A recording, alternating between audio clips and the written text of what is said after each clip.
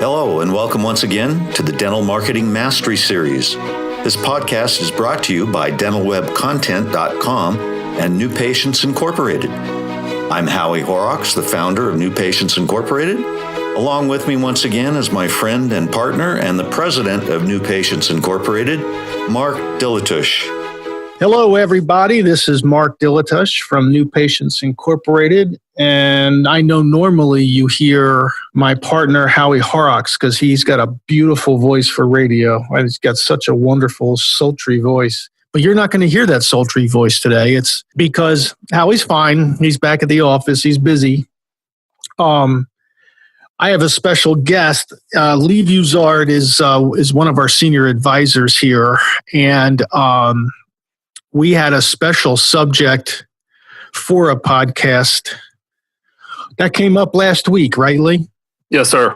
Okay, so just so we don't keep the obvious to ourselves, tell everybody what you do here, or tell everybody what an advisor does. So an advisor with New Patients Inc., we gather a lot of information from an inbound request for help from a dental practice. How can I grow my practice? What should I do and how should I do it? So we jump in there and we start pulling demographics for the area, population to dentist ratios, and a ton of other information from the doc. We basically get their health history for their dental practice. Right. We evaluate it. We look at the x-rays. We hold it up to the light and say, okay, if this was my dental practice, this is what I would do. If this was my mom, right? If you were my sister, this is what I would do for your dental treatment. We basically do the same thing as dentists do. It's just different patients, right? Exactly. Okay, so that's what an advisor does. And our subject for today, because we are hearing this more and more and more, is actually a dovetail podcast from a subject that I think we've done at least once, maybe twice, which is about online scheduling. I'm sure everybody, or many of you at least, is hearing about, you're hearing from dentists who are using online scheduling and they're saying, no, man, it works great. And you're looking at them going, what are you smoking? Like online scheduling, I'm afraid of online scheduling, right? It's not good for me. It's going to control my schedule. There's all kinds of crazy, not crazy, but understandable concerns that people have that don't use the right solution. So now what's going on in the dental marketplace is there are vendors who are claiming they do online scheduling. And really what it is, it's basically it's a glorified request form, right? And the reason I brought Lee on for this podcast is because, Lee, what did you do before becoming an NPI advisor? Owned a dental practice or two. Okay. Right. So, actually, Julie would know this, and so would Jane. But you've spent time at the front lines. Oh, absolutely, absolutely. I've been on the doc side of the desk, making payroll and supply orders and answering the phone call from sales guys just like you and I, Mark. Right. So you've been there, worn the hat, worn the shoes, dealt with all of it, right? Got the gray hair to prove it. Got the gray hair to prove it. So during your tenure, I'm sure you've taken, calls from patients, right? Sure. And they wanted to make appointments. Absolutely. And did your practices have websites? Yes. And did those websites have request forms? They had online forms, yes. They had online forms, okay. Because back then, this has been a few years now, there was really no such thing as real-time online scheduling integration. It was basically a form. Right. So how did these forms work? So they would fill out some general brief information, very limited information, and it came to us as an email, then we would try to track them down. Okay. So let's assume that, well, I'm not going to assume. Did you get a lot of these during normal hours when they could call you, or would you get these, when you weren't open? Well, there was a few during the day, but 9 times out of 10, it was in the evenings and especially the weekends. Right. Okay. All right. So we know dentists want patients to schedule appointments from their website. We know that because they have request forms. Okay? Sure. There's no reason to put a request form on your website unless you actually want someone to schedule. Mm-hmm. The problem is if they can't complete the task, then the office gets an email, right? Correct. And on that email was what? Patient name? Yeah, name, phone number, chief complaint. Chief complaint, maybe their preferred day of the week, maybe their preferred time of the day. If you were lucky, if they filled that part out. Okay, all right. Okay. Basically, it was a contact us form. Indeed. Basically. Okay. So the reason why I'm bringing all this up is because now that someone actually has come into the marketplace with a real online scheduling app that actually works and adds new patients to the practice's schedule, the imitators are coming through and say, hey, wait a second, we have online scheduling. And some of them, I'm not naming names, but I'm going to say some of them are the same companies that do your emails and confirmations and maybe your reviews. Maybe they do some online reputation for you. All that stuff is wonderful. But when they say they do online scheduling and you actually really look at it, what you end up with is the best one. The very best one does look at the doctor's schedule from about 6 hours ago, because it only syncs 3 times a day or 4 times a day. That's the best one. Okay. So that appointment is available, but the only thing the patient is selecting is an availability. They're still sending you a form asking you if it's okay if they take that, let's say, 3:00 on a Wednesday appointment that right now, as of 6 hours ago, was available on your schedule, but we don't know it still is or not. And it might be 12 hours before you get to this email notification. Mark, you know what I see the problem with that? Wait. Let's count the problems. I know. Should we do that alphabetically or numerically? Yeah. Go ahead. But when I listen to you talk about that, I think about the old days. I think about the days of when I had practices and think about those online forums. And when an online scheduling is giving you an opportunity for a chance that you might have an appointment at 3:00 on Thursday, it's one of those things that it's like when we had those request forms on our websites back in the day. By the time that you got the email, responded to it, especially from the weekend, and let's say your team responded to it on Monday, and you called the patient up and said, Mrs. Jones, hey, we got your email request. You want that appointment at 3:00 on Thursday? Mrs. Jones most times already made an appointment, and it wasn't with you. Right. Or Mrs. Jones, right, has moved on with her life, probably because she already took care of it somewhere else. Right. And doesn't respond to your response. Exactly. We know statistically that, actually, I just had a mental blank. It's either 14 or 16% of online appointment requests actually end up, it's 14% of online appointment requests actually end up as a body in a chair. That means 86% don't. That's a big number. That's a huge number. So what we're saying to you, the audience, is online scheduling isn't the same anywhere. There's a request form, there's a semi-automated request form, and then there's local med online scheduling. Okay, it's like bad, really bad, and oh my God, this is great. Like there's nothing in between, because you can't mess with. You got to do that right. You can't take shortcuts. You can't have a request form. You can't sync every 6 hours. That's insane. What if the patient just put in a request for 3:00 on Wednesday, and Mary at your front desk an hour from now books an appointment at 3:00 next Wednesday? Mm-hmm. Or here's a scenario. What if it's the weekend?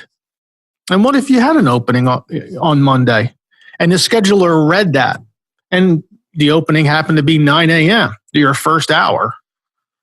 And by the time you come in, see, that patient thinks they don't think they're making a request. They think they're making an appointment. That's what they want to do. Well, sooner or later, you end up with somebody on your doorstep at 9 a.m. that you don't recognize. You don't know who they are. Right. Right. And even worse, you have two people standing at your front desk. Right. The one that had the appointment and the one that thought they had the appointment. Exactly. So, you know what, Lee, let's take a break and let's go, when we get back, let's go through some other scenarios to help the audience understand how well this has to be done in order to do what they want it to do. Let's do it. All right. We'll be right back. Hey, Mark, I hear we've got the hottest product since electronic claim submissions. Is that true? Howie, that is true. And let's not keep it a secret. Okay. So what we're talking about, everyone, is online scheduling. It's real-time online scheduling integration between your practice's website, no matter who you got your website from, and your practice management software. And it will absolutely 100% add more new patients, add additional existing patient appointments to everyone's scheduling system that's listening to this podcast. I think it's 98.8% compliance, meaning 98.8% of the people ever installed are still using it and benefiting from it. This is not a fad. This is not a dream. This is not something that new patients will avoid. They love it. They love the convenience of being able to do this. If you want to take a look at it, send us an email, Howie and I, or you can actually log on to New Patients Inc. and get this. You can actually schedule an appointment to see it right from our website. Imagine that. So do not hesitate. Take a look at this and get it integrated into your office. You will absolutely get more out of advertising, every advertising dollar you spend. You're just going to love it. Okay, we're back. We were talking with Lee Buzard, Senior Advisor here at New Patients Inc. And now Lee has owned dental practices before and sat behind the owner's chair and listened to the phone calls, got the request forms, understands how patients schedule, forget, then schedule again, then forget, and they kind of drive you nuts. And so he's been on the front lines before. I wanted to pull him in on this podcast to talk about the difference between real-time online scheduling, a real product, a really refined, properly done product, and what some of their competitors are calling online scheduling. And in the first half of this podcast, we discussed it as the differences would be like a request form. I think everybody listening to this podcast probably has an appointment request form on their website, right? Sure. Okay. So when you have someone come to you, a vendor, they say, well, we do online scheduling. We want you to be educated and look very closely at it and make sure that it actually is going to do what it's supposed to do and not create more problems than it's worth. Now, before the break, we were talking about, what happens if somebody makes an appointment over the weekend and it's for Monday morning and you already had somebody there because the platform only syncs every 6 hours, and all of a sudden you have what? You have 2 patients sitting in your office at 9 a.m., right? Right. For the same chair, for the same provider.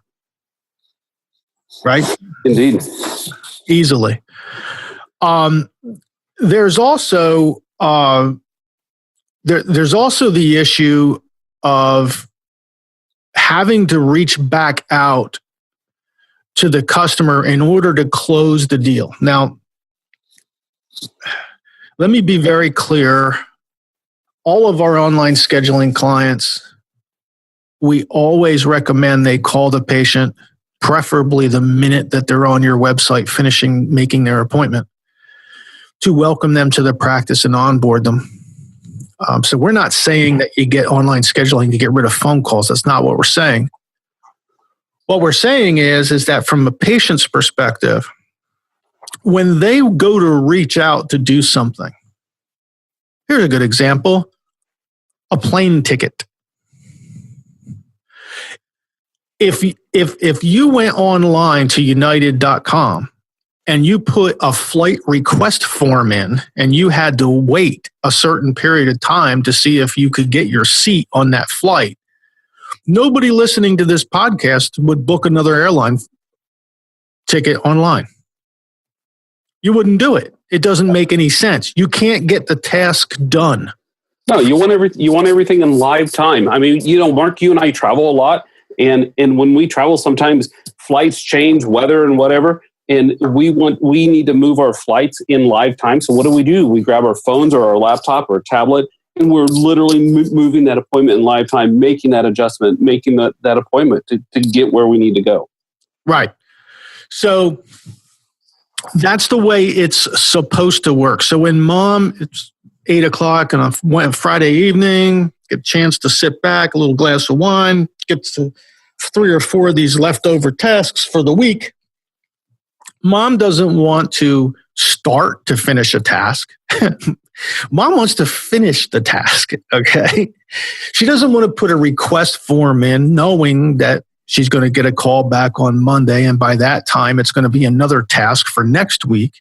Mom wants to make the call and get the task completed now. Now, from the practice's standpoint, can you think of some other ways I can think of several ways online scheduling not done right could be evil. Let me give you an example. Let's say it doesn't verify the email address of the person making the appointment. Oh, don't say it's not true. Are you saying that a doc down the road, Yeah. that if I had a practice and Dr. Mark saw my online scheduling, would you really make 9 appointments for Monday that weren't real? Or a 5-year-old with a Sony PlayStation. I mean, it doesn't matter. They could do that. Oh yeah, absolutely. Right? Mm-hmm. Hey, let's go even further. Let's not say it's sinister. Let's say it's just a forgetful patient. And sometimes patients forget, and they make the same appointment, or they make an appointment twice for the same thing. So I forgot I made that appointment already. I forgot. Okay. Well, is your platform smart enough to warn the person that they already have an appointment? Is your platform smart enough to let them know that their son or their daughter or their husband has an appointment? Is your platform smart enough to show mom all of them so she can manage everything in one place, nice and easy, on her phone? Yeah, for transportation. In her sweatpants, on her sofa at 9 o'clock at night on a Friday. Absolutely. Okay.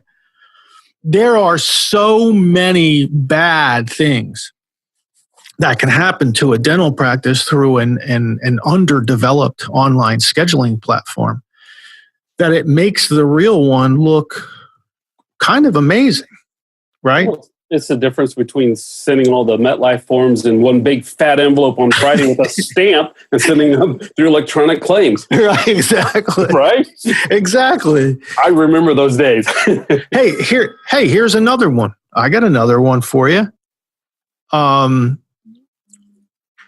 What happens if the lights go out? What happens if my server goes down? what happens if my internet connection is broken? What if someone was making an appointment online right now and they lost connection to the server? What would happen? I can tell you what would happen. You'd have two people in the same room for the same provider, and people would be scrambling around at your front desk. But not if it's done right. Right? So we have people out there, vendors out there who are scrambling, trying to figure out how to compete with LocalMed's online scheduling app, and they can't.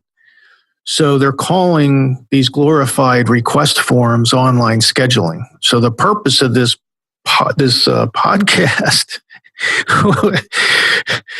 if we save your front desk, if we save one front desk person from experiencing having 2 or 3 or more people coming in at the same time on the same day for the same provider, or you can go the other way too.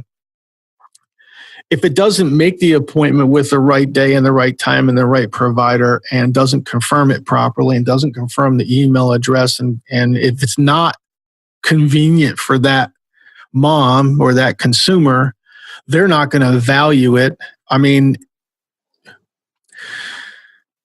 I don't know, I've been in dentistry now for 20, 8 years, 9 years. And the difference between doing it right and doing it improperly as it pertains to this subject is it's like the Grand Canyon. It's amazing how wide and how deep those problems can be if it's not done right. But then if it's done right, how deep and how wonderful the benefit is. Well, let's talk about some of the benefits. How about I make an appointment online with my dentist, and he has LocalMed Connect, and I made my appointment online, and it's, 8 o'clock at night, and his phone buzzes because he just got a text or email notification that I just made that appointment. How cool is that? It's really cool we ran into this scenario. Had a client or have a client, and they were going to come in late. Instead of 8 in the morning, they were going to come in at 9 in the morning because there was no patients at 8. And they got 2 patients at 8 over the weekend. They were emergencies. You know how everybody's tooth starts to hurt on Friday evening? Sure. It's amazing how that works, right? Yeah. But they had 2 emergency appointments come in at 8 o'clock in the morning. Now, they didn't block their schedule. They just agreed that everybody would have an hour extra on Monday morning because they had no patients scheduled. Well, there you go. Practice gets notification, 2 appointments in the schedule, 8 in the morning. Everybody on the whole team gets the notification. Everybody shows up at 8 in the morning, ready to go. That's right. But without that, you know who's standing on the steps at 8 in the morning? 2 emergency patients, okay, with nobody showing up until 9. You see what I'm saying? Well, but they're not standing there long because then they're on their phone doing a quick search of someone else that they're right.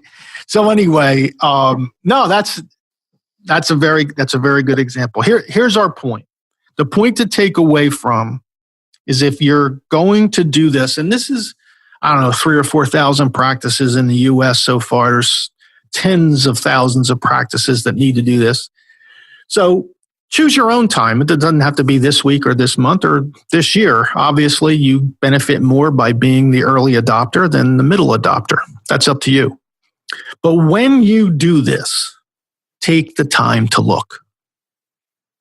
Takes what? When Lee, when you show somebody the online scheduling, how long does it take you? It takes me about 6 minutes to demo. And then, oh, come on. You can't show it in 6 minutes. Okay. It doesn't take long. Okay. I mean, it really doesn't take long. It goes by really fast. What takes more time is the doc telling me all the ways that they can use this, their excitement level. So, I mean, to do the demo, I don't know. It's not long, maybe 15 minutes. 15, 20 minutes, right? Yeah. Over an internet meeting, like over a lunch. Yeah, over lunch, start of the day, end of the day. I mean, it's super, super quick. Okay. So if the listeners out there, if you are interested in, you all get traffic to your websites, and everybody listening to this wants that traffic to convert into a patient. Sure. Those are both truths. Okay. 99% of you have a request form. So we know you want appointments made on your website already. You can't hide it. Okay. So if anybody's listening to this wants to actually look at this, even if you don't get it now, just look at it. That way you'll know. So when it's not a matter of if you're going to adapt to online scheduling integration with your practice management software. It really isn't. It's really a matter of when. The way this is being adapted to now, and the way the growth is now, this is growing like the old days with the electronic insurance claims, the way that grew in popularity over just a period of a few short years. So it's not a matter of if, it's a matter of when. So if you have 20 minutes, give them a call or give us a call or an email or whatever, and we'll just show it to you.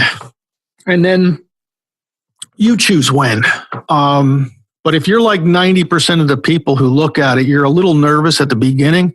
And then at the end of the 6 minutes, you're like, oh, that wasn't bad. You're like, yeah, no, it's pretty cool. So Lee, thank you very much for sharing your heyday of owning dental practice. I'm sure you're a happier guy now. Oh no, it was good. Something I'd like to leave all the listeners with is we believe in this online scheduling 100%, and we believe in it so much that Mark said email us or call us, but you can go to our website and guess what? Schedule a demo online with us at 8 I forgot it. Yeah, I mean, you can schedule with us, because we believe in it. We're not just selling this. We use this, and so there's so many times that my current clients, potential clients, schedule with myself or Mark or anybody else on the team, to talk to us because it's convenient to them in the evenings or whenever to say, I want to talk to Lee at 8 o'clock in the morning. Get onto my online calendar. They look. Yep, he's open. Click, done. Right. Yeah. So it's real easy to schedule the time. Take a look, and then when your other vendor, whoever's doing your emails and your confirmations, says we do online scheduling, at least you have something real to compare it against, right? And I think you're going to find what we've been telling everyone, and what we've already found is we've already vetted everybody else's system, and we're telling you they're all on a scale from 1 to 10, they're all a 2, and Local Med Connect is a 10. So Lee, thank you very much, sir. Yes, sir. My pleasure. Let's all go back to work and think of something wonderful for next week's podcast. Indeed. All right. Thanks, everybody. We hope you've enjoyed our podcast today. You can find more podcasts on our YouTube channel, on Stitcher, and iTunes. Also on our websites, dentalwebcontent.com and newpatientsinc.com.